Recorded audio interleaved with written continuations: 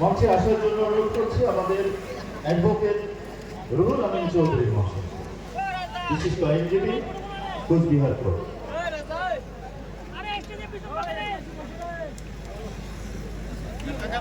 কেরাত পাঠ করছেন কারি বজলুর রহমান সাহেব।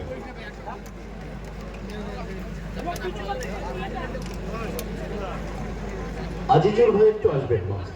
আজিজুর ভাই।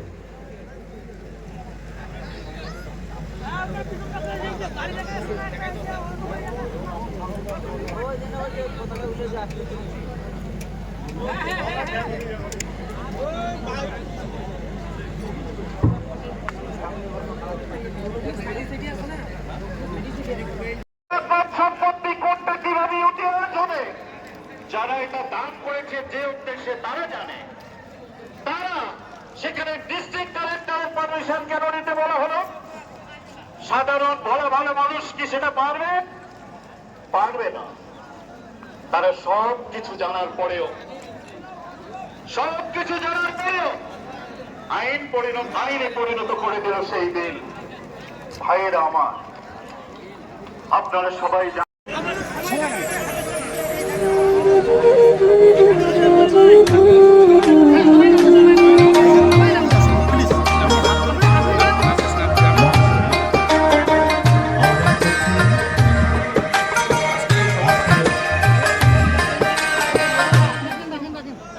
ইউনাইটেড মিল্লাত মঞ্চের সভাপতি জনাব হাফিজ মোহাম্মদ মহসিন আলী সাহেবকে। হাফিজ মহসিন আলী সাহেব, আপনি মঞ্চে উপরে আন্দোলন আছে, কিন্তু আমাদের এই করার দায়িত্ব যেহেতু আল্লাহ তাবারক ওয়া তাআলা দিয়েছেন, তার জন্য আমরা করছি বটে, কিন্তু বিশ্বাস আপনাকে পরিপূর্ণ রাখতে হবে যে আল্লাহ যদি করে তবেই হবে। এই জন্য সবসময় বলতে হবে কি আমাদের আল্লাহ তাবারক ওয়া তাআলার কাছে যে আল্লাহ তুমি আমাদের যদি সহযোগিতা করো তাহলে হবে।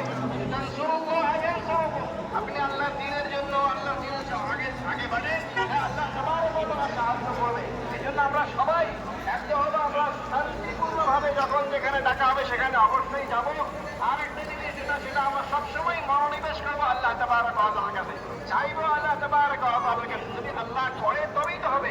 সমস্ত ক্ষমতার অধিকারী আল্লাহ তাবারক ওয়া তাআলা। এই জন্য আল্লাহর কাছে চাই, মানুষের সঙ্গে শান্তিপূর্ণ, তাদেরকে মাফ করি।